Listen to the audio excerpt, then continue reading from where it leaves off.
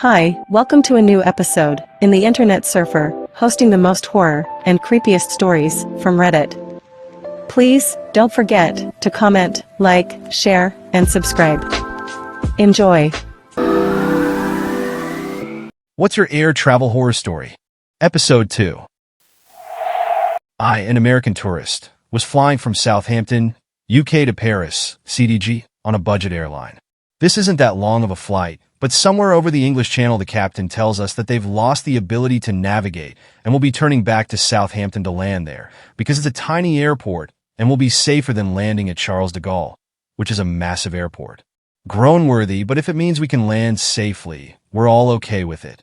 So, we land and deplane onto the ground. No jet bridge at this itty-bitty airport. It is March and quite windy. They have us stand outside until they figure out what to do with us. A bunch of people have checked bags, and they cannot figure out what happened to them. Luckily, I only had a carry-on.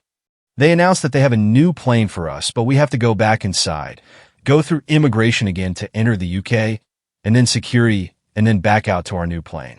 Now, mind you, I am one of 2 non-UK citizens on this flight. So while everyone else flashes their passport, I have to fill out immigration forms to be allowed back into the UK. It seems like literally no one told the immigration folks about our situation. So when I explain our plane turning around before getting to Paris, the agent starts grilling me about where I'll be staying in England and does not understand why I'm saying nowhere. I'm heading to Paris. Finally, I'm allowed through, and I then have to hurry through security. Now I have been separated from the rest of my unlucky passengers and get to my flight. Bonus. I had filled up my water bottle after I went through security the first time and forgot about it while going through it the second time because no one assumes they'll have to go through security twice within the same airport.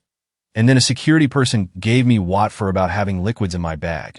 The second flight successfully got to Paris, and I had a great rest from my trip, but goodness, what a morning. Minneapolis, Atlanta, Guadalajara. This was several years ago when the severe storm rolled through ATL, causing havoc for Delta. Everyone is on the plane in Minneapolis waiting to be pushed back, and the lead flight attendant comes over to the PA and says we have a 3-hour delay and we need to deplane. This delay makes me miss my connecting flight in ATL. So I go to the Delta lounge, access through credit card, and talk to one of the customer service agents there. They get me rebooked on the flights the next day and say my check bag will get pulled and stop by baggage claim for it in an hour.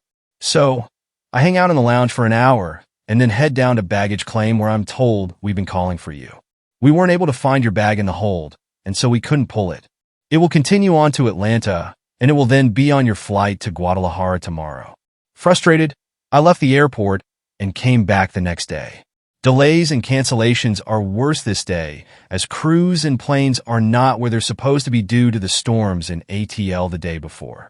So my flight to ATL gets delayed and lands within 1 hour to get from A to E terminals. Doable. We stop short of the gate and wait for 30 minutes for gate agents. So now less than 30 minutes to make the connection. And I'm in the back of the plane because I rebooked the day before. So as soon as the fasten seatbelt sign turns off, I grab my bag and run as far as I can up the aisle. I get stopped around Comfort Plus and get met by other people saying, "We have right connections too." The kicker is that some people in first class are taking their sweet time, and one is making jokes about connections. I finally got off the plane, checked the connection monitor, still on time, but 20 minutes before departure now. I haul ass to E terminal, and as soon as I get to the gate, they announce it's canceled. I got stand in line at the Delta lounge to talk to customer service for rebooking as the app is all messed up for everyone. While in line, I booked a hotel for the night in downtown Atlanta, as all the hotels closer to the airport are booked out by people in similar situations. They rebooked me on a 12 p.m. flight the next day to Monterey and from there to GDL. The next day, after walking around downtown Atlanta for a couple of hours, I made my way to the airport. While I'm waiting for the Monterey flight, I get notice that it's canceled. Of course it is. I go talk to customer service, and they rebook me on the first flight to GDL at 6 p.m. So I waited for another couple of hours and went to the gate, and it was delayed waiting for the crew. They finally show up, and we board the plane, and then we have to wait another 30 to 45 minutes for the ground crew to load cargo, as they can only load through one door due to the wind. Finally, we take off and make it to GDL significantly later than I should have. My bag also went on an odyssey at the same time. Thanks to the Delta's baggage tracker, I was able to see that my original flight to ATL landed in Alabama for a couple of hours where my bag was unloaded from the plane because I wasn't on it anymore. I tried calling the baggage claim desk at that airport, but no one answered. It gets put on another flight to ATL the second day, which is delayed and lands 30 minutes before my flight to GDL was supposed to take off before it was canceled. Finally, as we were waiting for baggage/cargo to be loaded, I'm getting nervous as my bag still hasn't been put on the plane, and it's been 30 minutes of loading stuff before finally getting the notification my bag is on the plane immediately before the flight attendants come over the PA saying that loading is complete. My bag was the last one on the plane. On a flight to Dallas, and the turbulence was pretty bad. Then we made 3 or 4 aborted landing attempts because the wind was gusting up. Finally, we could tell we were landing for real. Just before touchdown with the tires maybe 2 to 4 feet from touching, I swear the pilot engaged the reverse thrusters, dropping us like a rock the rest of the way down. To add insult, everyone stood up just before stopping at the gate, which used to be allowed somewhat, when the alleged pilot slammed on the brakes, making people stagger and grab seat backs. Remarked to my companion that it was like the old joke where the 90-year-old woman was on a similar flight. When everyone is finally deboarding, the pilot is up front with the participants hoping no one comments on the rough ride and is relieved to see the old lady coming up who will be last off, and no one has complained. He tells the lady, "Thanks for flying with us, and I apologize if the landing was a bit rough." The lady looks up and says, "Oh, you actually landed this thing? I thought we were shot down." Flight attendant coming into St. Louis for an emergency landing due to failed landing gear warning. Ask my row one if I can show them how to operate the door in case I'm incapacitated. They say no. I ask if I can at least show them how my jump seat works so they can take me out if I'm injured. They said no. I ended up briefing other passengers to help me. 2 of the 3 fall asleep during landing and only wake up when the captain announces, "Brace for impact." The landing is rough but fine. Landing gear was down but wasn't locked into place. We deplane on the runway without bags, just in case, because landing gear could collapse at any time. Passenger yells, "FUCK airline," in my face as he leaves. I got written up by airline for not providing a wheelchair to a passenger for planning. Instead, I had to carry him off because we were on a runway and there's not exactly a lot of wheelchairs out there. Recently, I flew to Newark, New Jersey, and it was right at the time Hurricane Ida was passing over. My original flight had been canceled because of this, but I was able to book a new one at the last minute. I'm honestly shocked they allowed it. Most of the flight was just fine until about 45 minutes from landing when we flew right into the darkest, most ominous storm clouds I've ever seen. The pilot came over the speaker to say that we'd be cleaning up the cabin a bit early so that they flight attendants could strap in because it was going to be a bit bumpy going in. About 10 minutes after that is when the turbulence started. It was terrifying. Felt like a pebble being shaken around in an empty soda can. Several people threw up in the aisle. I somehow managed to hold my vomit back while simultaneously having a panic attack. This went on for 30 to 40 minutes. The pilot, to his credit, did an outstanding job landing. When we finally got on the runway, I was physically shaking but had never been so grateful to be on the ground in my life. An hour later, they had to shut the whole airport down because of flash flooding. I'm fairly sure we were one of the last planes let in that night. In March last year, I was in Chicago, and one day we woke up and everything was going to lock down. The EU is closing its borders and everything. So, we booked a last-minute flight to Berlin where I live. The check-in agent wouldn't let me board the plane to Germany because she didn't accept my German visa because she didn't understand it. Instead, she tried to send me to London. I'm British but not from London, via Amsterdam. I accepted knowing that it was better than being stuck stateside. Luckily, the staff at AMS were much more understanding of the rules and booked me for no extra on the next flight to Berlin. I have 2. First one, I was flying from RAF Braze, Norton in Oxfordshire to Ascension Island to visit my dad. Both of these airports are Air Force bases. When I arrived in Braze, Norton, I was informed there was an 8-hour delay. It was December, freezing temperatures, the building did not have heating, and there weren't enough seats in the waiting area for everybody. I had no money for food. There was a queue for the whole 8 hours for people to take turns using the hand dryers in the bathroom to keep warm as the automatic doors were opening constantly, and it was probably close to 0 degrees indoors. Then when we got on the plane, there were no maps loaded, so we had an hour's wait on the tarmac while they uploaded those. Second one, flying from Birmingham to Krakow, I had been out to a Greek restaurant the night before and had some wicked food poisoning. Coming out of both ends sort of stuff. As soon as the seatbelt light goes off, I'm in the toilet, and I block both the toilet and the sink as it's coming out of both ends at the same time. I did it 8 times on that 2-hour flight. I was flying this cheap airline and went for the magazine in the pocket of the seat in front of me only to discover it was covered in vomiting. Someone else's vomit that hasn't been cleaned.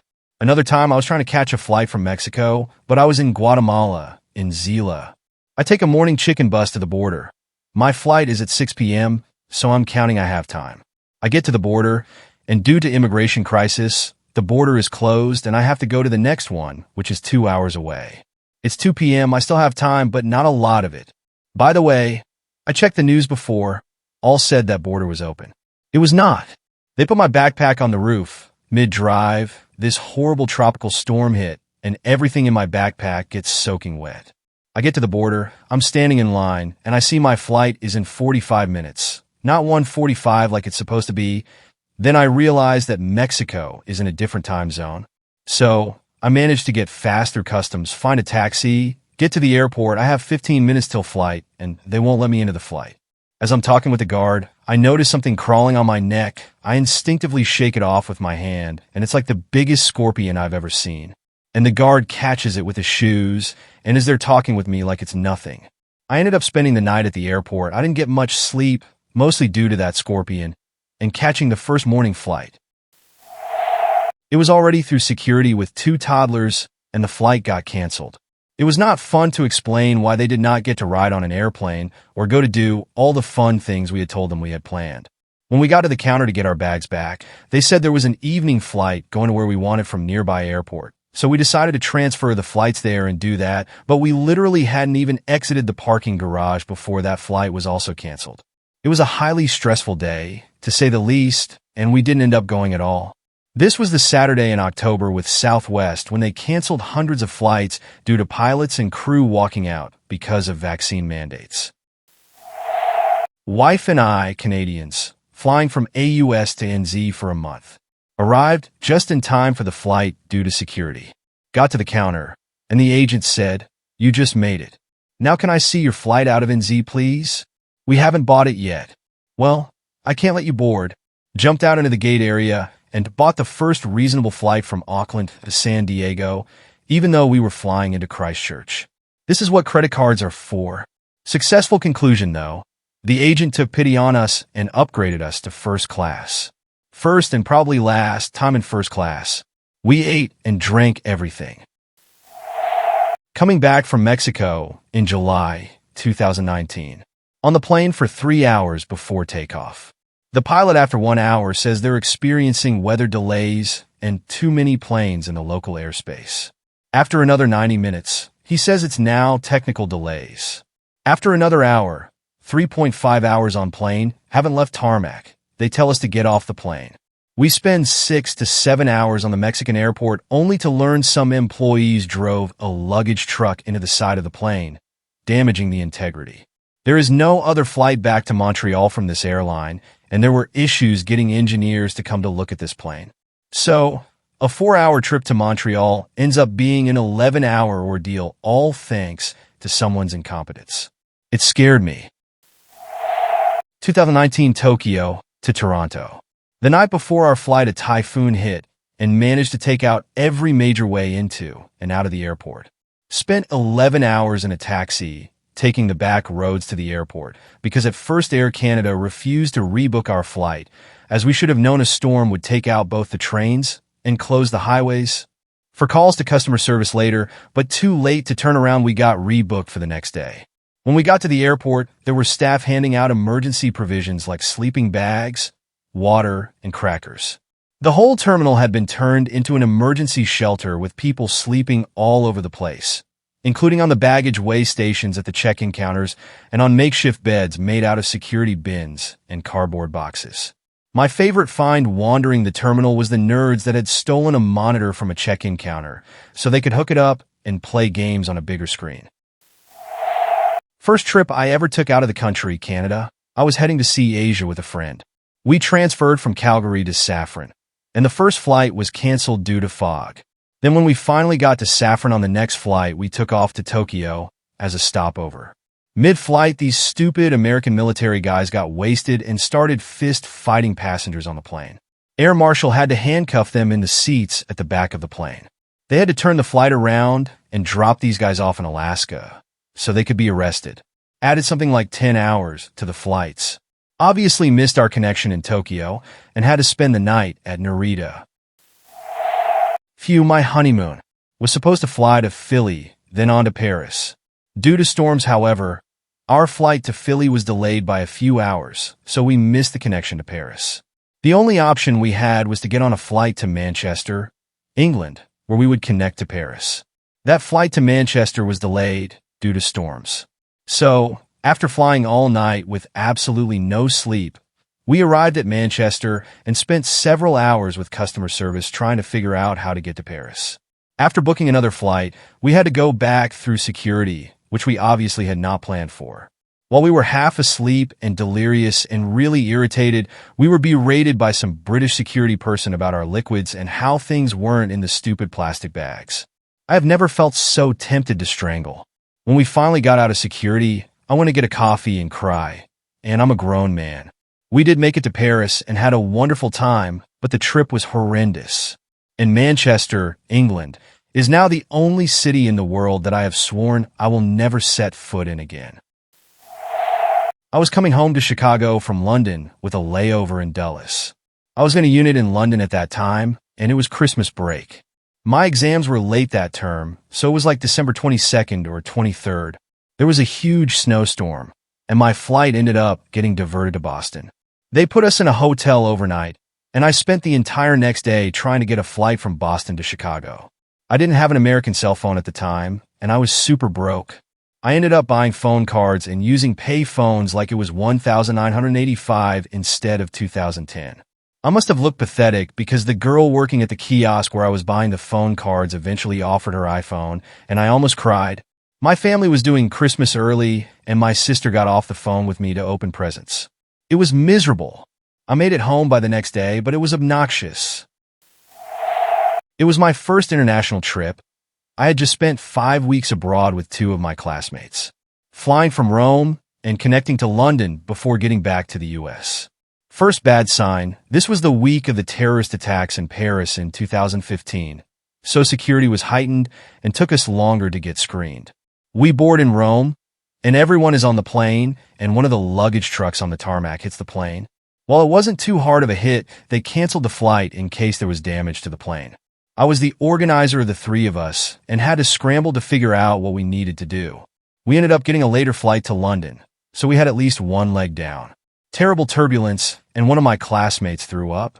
Get to London, and the only room they have left for us on the airport dime is 2 twin beds for 3 people. We pushed the twin beds together and slept the opposite way. The only plus of this experience was the flight from London to the US was dead, so we all got our own rows. Now that I'm more experienced, I would definitely have done things differently, but makes for a delightful story. I lived in Tokyo 20 years ago and tried to fly back to my hometown of Halifax, Canada for Christmas one year. There happened to be a huge storm all up the east coast of North America, which caused chaos with the flights. I ended up staying overnight in Boston, then rerouted to Newark where I missed my connecting flight. So I had to spend Christmas in Newark. I finally got home on Boxing Day, and my experience at Newark is the reason I don't fly via the US anymore. I was flying to Wyoming, Jackson Hole, and we needed to take 2 planes to make it there. The first flight was smooth. When we got to the connecting city, our departure gate was changed 6 times within 40 minutes. We were running, literally, from one side of the airport to the other because we were concerned we were going to miss our flight. Our flight then was delayed for 2 hours. An hour and a half we were inside the airplane which wouldn't take off. After the plane took off and we were over the mountains, the plane abruptly descended. Everyone started screaming. Some people even screamed, "We are going to die." The turbulence persisted for the last half hour due to a storm, and kids were crying nonstop. I'm no one to be scared of some turbulence, but I genuinely thought that was my last day. Our plane had to spend almost an additional hour in the air because we couldn't land due to the storm. Not being the biggest fan of flying in the first place makes any flight stressful for me. However, the worst probably had to be being in Jacksonville, North Carolina when Hurricane Charlie hit the ground, and then my initial flight was canceled because something in the plane malfunctioned before they even boarded us. They proceeded to ship us all to Charlotte via cab vouchers, only to arrive about 5 minutes before our flight was supposed to leave and the storm was still rolling in. Not necessarily a horror story for most, but for someone who is a nervous flyer, I don't really want to have to fly in a hurricane again. My worst travel story. Flew from Paris to Boston in February with my 2 sons age 1 and 4. As we arrive in Boston after 7 hours flight, and during a snowstorm, we are about to touch the ground when the pilot reversed the engine and we abruptly rise again. Sorry folks. Boston Airport just closed due to too much snow on the ground. We will land in Bangor, Maine for now. Okay, a 1-hour flight to Bangor. Okay. We wait an hour or so, and the pilot goes, "Boston Airport is reopened." Off we go, 1-hour flight back. We are about to land, but oh no, sorry folks, the airport is closed. We are going to land in Montreal. By now, both my kids are crying. I am running out of diapers and baby food. Okay, 1-hour flight to Montreal. We are told there is no way we can land in Boston this day, so we must sleep in Montreal and fly to Boston the following day. Now I am crying, fighting to get a hotel bedroom, begging other passengers for diapers. We did get home the next day. I threw the boys in my husband's arms at the airport and collapsed. One time we were going to Florida. We specifically booked nonstop flights because it's a pretty short flight and seems silly to waste time stopping when it's so short. A few weeks before, both our out flight and return flight changed so that they each had one stop, and we got there hours later than our planned arrival. Nothing we could do about it, though. Then on the flight home, we get stuck next to this Orthodox Jewish man. He spent the entire flight kicking my fiancée, tried to push his legs out to try to get more space, and mumbling under his breath about having to sit next to non-Jewish people. The group he was with delayed our takeoff because the older women wouldn't get off their cell phones. Then we go to collect our baggage, and my bag comes out ripped in shreds like a dinosaur got to it. It was the bag with our souvenirs. A snow globe was crushed, and the glass pieces shredded the clothing inside the bag. Everything was covered in glycerol/ethylene glycol and some kind of brown oil. Our interactive Harry Potter wands were snapped in half. An entire side pocket of the bag and all its contents were just missing. It was just destroyed. Thanks for watching. Please comment, like, share and subscribe. The Internet Surfer on YouTube for more horror and scary stories.